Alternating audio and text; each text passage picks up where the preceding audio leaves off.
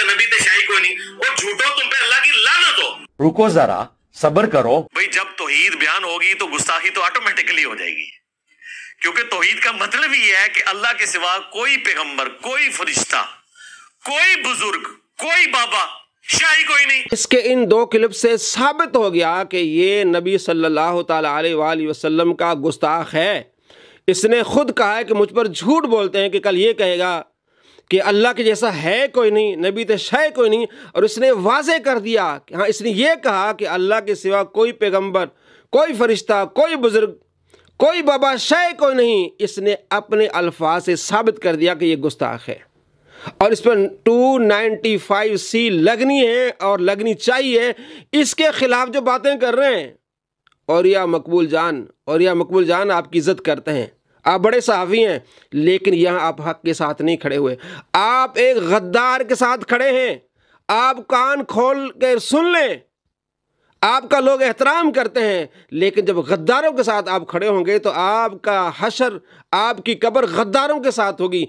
ये वो गद्दार है जो नबी सल्लल्लाहु ताला अलैहि वसल्लम से इसने गद्दारी की है। आपने मुकदमा पढ़ा है, आपने कैसी पोस्ट की है कि जनाब ये मौलाना जो बादशाह खोल के बातें कर रहे हैं, कल इन पर भी ये जो ये 290C लगेगी, लगनी चाहिए। ऐसा हर शख्स जिसने नबी सल्लल्लाहु ताला अलैहि वसल्लम की गुस्ताखी की है, उस पर ये कानून लागू होना चाहिए।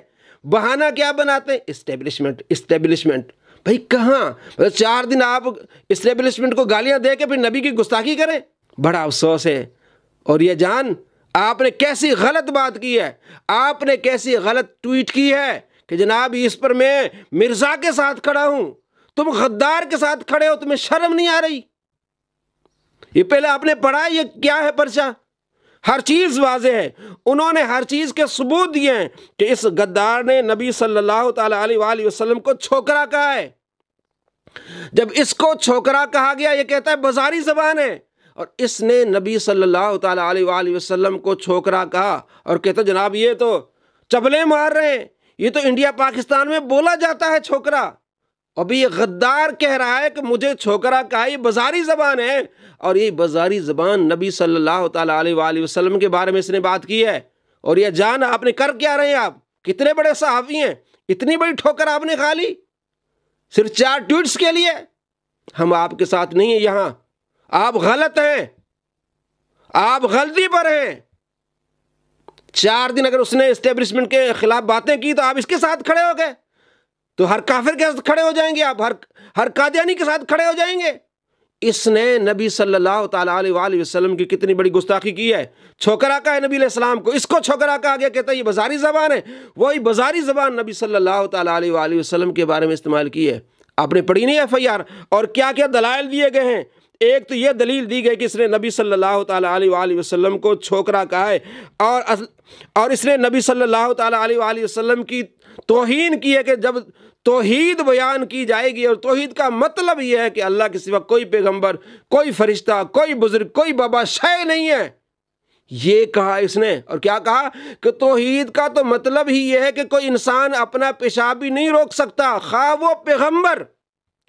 वो पैगंबर हो या आम इंसान हो। ये इसने गद्दारी की है, और बहुत सारी उन्होंने चीज़ें इकट्ठी करके दी हैं, उसको पुलिस में दी हैं, तब जाके FIR कटवाई है।